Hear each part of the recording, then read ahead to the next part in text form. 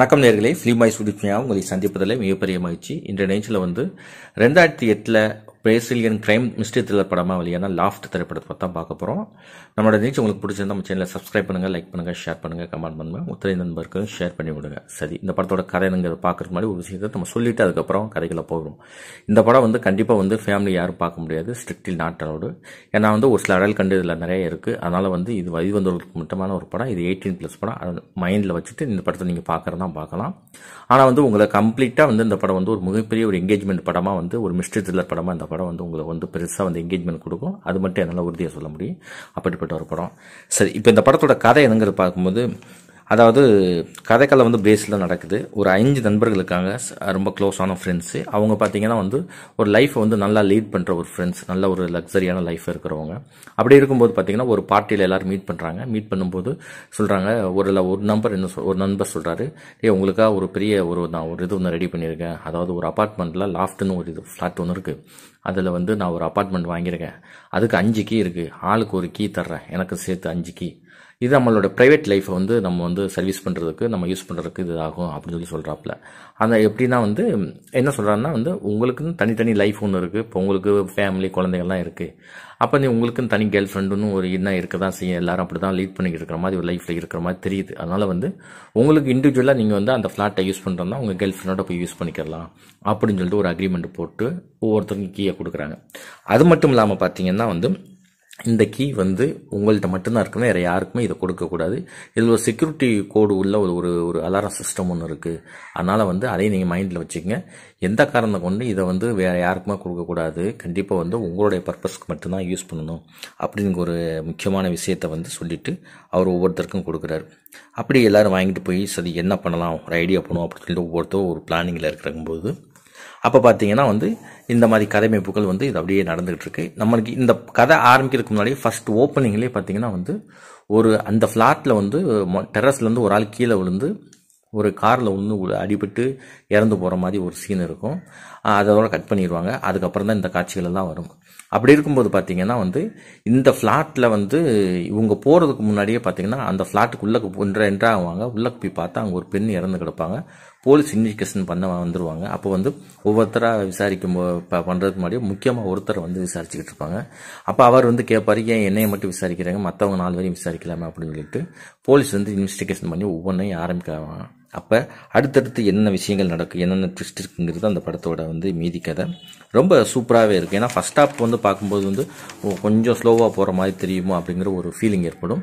ஆனால் செகண்ட் ஹாஃப்லாம் உங்களை மிகப்பெரிய ஒரு என்கேஜ்மெண்ட்டை கொண்டு கொடுத்துருவாங்க. ட்விஸ்ட்னு அடுத்து ஒரு 4-5 ட்விஸ்ட் நம்மளை ஒரு மிரட்டி விட்டுருப்பாப்புல. அப்படிப்பட்ட ஒரு கதைக்களமும் மிஸ்ட்ரி த்ரில்லர் அந்த படமாக இருக்கும். இது கிரைம் படம் மட்டும் இல்லை, மிஸ்ட்ரி இன்வெஸ்டிகேஷனும் சேர்ந்து இருக்குனால நம்ம ஓரளவுக்கு நம்மளை என்கேஜ்மெண்ட் பண்ணுற அளவுக்கு நல்ல ஒரு கிரிப்பான ஒரு ஸ்கிரீன்ல இருக்கும் அப்படின்னு சொல்லலாம். ஏன்னா இந்த படத்தை எரிக் அவர் தான் இயக்கியிருப்பார். இந்த படத்தை அவர் கதை சொன்ன விதமும் சரி ரொம்ப சூப்பராகவே ஸ்க்ரீன் பிளே பண்ணியிருப்பார். ஸ்லோ பேஸில் போனாலும் அந்த இன்வெஸ்டிகேஷன் ஆரம்பம் தான் ரொம்ப ஒரு ட்விஸ்ட் டேனிங் ரொம்ப அழகாக கொடுத்து நம்மளை ஒரு சூப்பரான ஒரு மிஸ்ட்ரி த்ரில்லரை பார்க்க வைக்கிறதுக்கு ரொம்ப முயற்சி பண்ணி கண்டிப்பாக நம்மளை இந்த படம் நம்மளை வேஸ்ட் ஆகாது அப்படிங்கிற ஒரு எண்ணத்தை கொடுத்துருப்பாரு. ரொம்ப நீட்டாகவே அதில் அட்டெம்ப்ட் பண்ணியிருப்பாரு. நிறைய ஒர்க் அதுக்கான ஒர்க் ப்ராசஸ் எல்லாம் நீட்டாகவே பண்ணியிருக்காருன்னு சொல்லலாம். அதுக்கடுத்து மிக முக்கியமாக சொல்லணும்னா இந்த படத்தில் மெயினாக எடிட்டிங் அதுதான் ரொம்ப முக்கியமான ஒரு இது. ஏன்னா ப்ளீப்ஸுங்கிறது தான் எடிட்டிங் கட்ஸ் பண்ணியிருப்பாரு. ரொம்ப அட்டகாசமான கட்டிங். ஏன்னா 4 லினியராக கட் பண்ணியிருப்பாரு. அதாவது உங்களுக்கு எது முன்னே வரணும் எது பின்னாடி வரணுங்கிற ஒரு கட்ஸை அதை குழப்பம் இல்லாமல் கொடுக்கணும். நீங்கள் பின்னாடி வர்றதை முன்னாடி காமிக்கிறது, முன்னாடி வர பின்னாடிங்கிறது அது பிரச்சனை கிடையாது. ஆனால் அந்த கதைக்கு ஸ்க்ரீன் பிளே உங்களுக்கு கரெக்டாக ஒரு கோர்வையாக கொடுக்குறத நீட்டாக அது எடிட்டிங் கட்ஸில் இருந்தால் தான் பண்ண முடியும். அதை அட்டகாசமாக பண்ணியிருப்பார். அவரோட ஒர்க்கும் ரொம்ப சூப்பராகவே இருந்து சொல்லலாம். ஏன்னா ஒவ்வொரு ஃப்ரேமையும் அந்த எடிட்டிங் கட்ஸ் தான் அடுத்த கட்டத்துக்கு கொண்டு போயிருக்கும். நல்ல ஒரு சூப்பரான ஒரு பெர்ஃபார்மன்ஸ் சொல்லலாம்.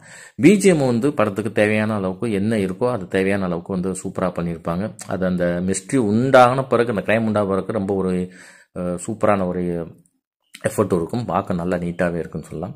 இதை தவிர்த்து பார்த்தீங்கன்னா பெர்ஃபார்மன்ஸில் வந்து நல்லாவே இருக்கும். அவங்களோட ஒவ்வொருடைய பெர்ஃபார்மன்ஸ் ரொம்ப ட்விஸ்ட் அண்ட் டேனோட இருக்கும். அது குறிப்பிட்ட ஒருத்தர் அவர் பேசக்கூடிய செயல்கள், அவர்களுடைய செய்யக்கூடிய இந்த விஷயங்கள்லாம் பார்க்கும்போது ரொம்ப நீட்டாகவே நரேஷன் வந்து அட்டகாசமாக இருக்கும். இந்த படத்தில் ஸ்க்ரீன் ப்ரெசன்ஸு, அவங்களுடைய ப்ரெசன்ஸ் ரொம்ப நல்லாவே இருக்கும். அதில் வந்து நம்ம எந்த மாட்டு கருத்து சொல்ல முடியாது. பெர்ஃபார்மன்ஸ் படத்துலேயும் இந்த படம் வந்து ரொம்ப சூப்பராக இருக்கும் அப்படின்னு சொல்லலாம்.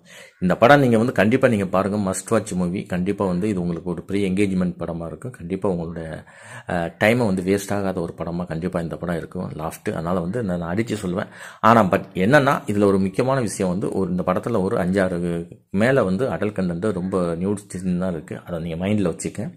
கண்டிப்பாக வந்து இந்த படம் வந்து வயது வந்தவர்களுக்கான 18+ மூவி தான். ஆனால் அதை மைண்டில் வச்சு நீங்கள் தனியாக பார்க்குறதா பார்க்கலாம். நீங்கள் தனியாக பார்க்குற மாதிரி ஒரு ஃபீல் இருந்து நீங்கள் பார்க்கலான்னா கண்டிப்பாக நான் வந்து ஒரு சூப்பரான படத்தை நான் வந்து கொடுத்ததுங்கிற ஒரு நம்பிக்கை எனக்கு இருக்குது. கண்டிப்பாக நீங்கள் பார்த்து நீங்கள் ஒரு ஃபீல் பண்ணலாம், சரி சூப்பரான படம் அப்படின்னு சொல்லிட்டு. அப்படிப்பட்ட ஒரு சூப்பரான ஒரு என்கேஜ்மெண்ட்டான மூவி தான் இந்த லாஃப்ட் படம். இந்த படம் பார்த்தீங்கன்னா வந்து பிரேசில்லே வந்து அதிக பார்வையாளருக்கு பெற்றப்பட்ட ஒரு முக்கியமான படமாக இருக்கும். வசூலில் அதிகமாக செஞ்சப்பட்ட ஒரு படமாகவும் இருக்குது.